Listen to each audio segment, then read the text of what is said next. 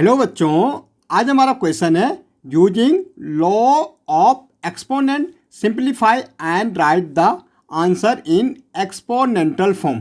भाई हमें law of exponent का यूज करना। अब देखो 3 की पावर हमारी कितनी है 2 है, मल्टीप्लाई है 3 की पावर कितनी 4 है, मल्टीप्लाई है 3 की पावर कितनी 8 है। देखो ये हमारा बेस होता है, ये हमारा क्या होता है बेस होता है, और ये हमारा क्या होता है एक्सपोनेंट होता है। ओके, जिसको हम पावर कह रहे हैं, पावर भी कह सकते हैं, एक्सपोनेंट होता है।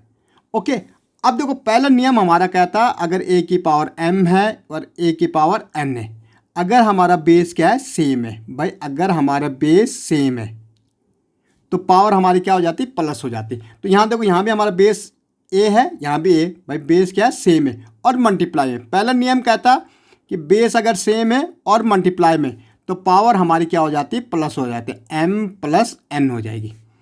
आपको याद रखना अगर हमारा बेस सेम है और मल्टीप्लाई में तो पावर प्लस हो जाएगी। तो यहाँ देखो भाई बेस सेम है कि नहीं है, बिल्कुल बेस सेम है और मल्टीप्लाई में।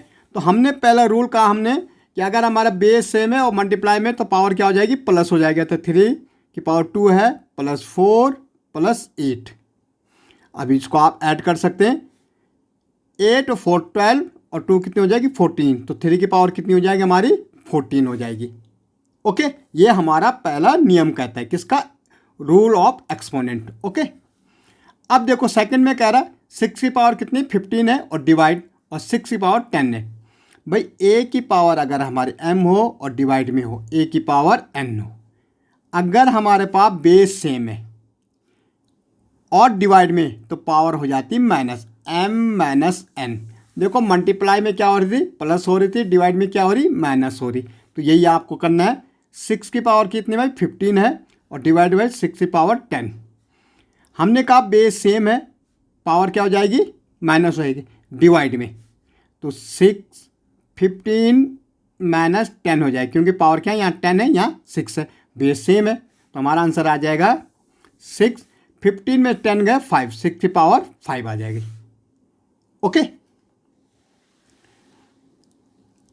अब वही हमारा आगे भाई यहाँ भी हमारा बेस सेम है और मल्टीप्लाई में तो पावर क्या हो जाएगी प्लस, तो a की पावर 3 प्लस 2, तो a की पावर हमारी कितनी आ जाएगी 5 आ जाएगी। ये हमारा आंसर हो गया।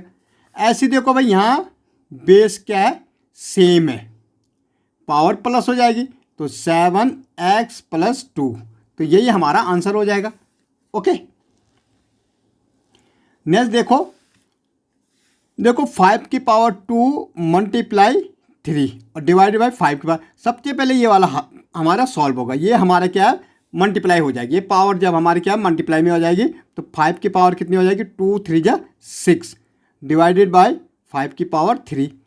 अब ये हमारा रूल आ गया सेकंड, बाई डिवाइड में और बेस सेम है पावर क्या हो जाएगी प्लस हो जाएगी, तो सॉरी माइनस हो जाएगी, डिवाइड में पावर माइनस, तो 6 की पावर माइनस 3, 5 की पावर 6 माइनस 3 हो जाएगा।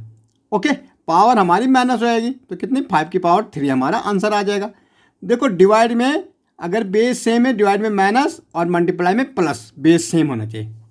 अब यहाँ देखो भाई डिवाइड है बेस सेम है तो पावर माइनस, तो 22 की पावर 20 माइनस 15 हो जाएगा। ओके, और मल्टीप्लाई 2 की पावर 3। अब देखो 2 की पावर 15 और 20 में जब 15 जाए कितना बचेगा 5, मल्टीप्लाई 2 की पावर 3। भाई बेस सेम है मल्टीप्लाई में प्लस होगी, डिवाइड में माइनस और मल्टीप्लाई में प्लस, तो 2 5 प्लस 3 क्या हो जाएगा 2 की पावर 8 हमारा आंसर आ जाएगा।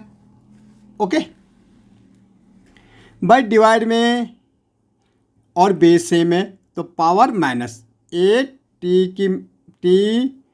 8 की पावर t है, माइनस कितना हो जाएगा 2 हो जाएगा, यही आंसर हो जाएगा। ओके।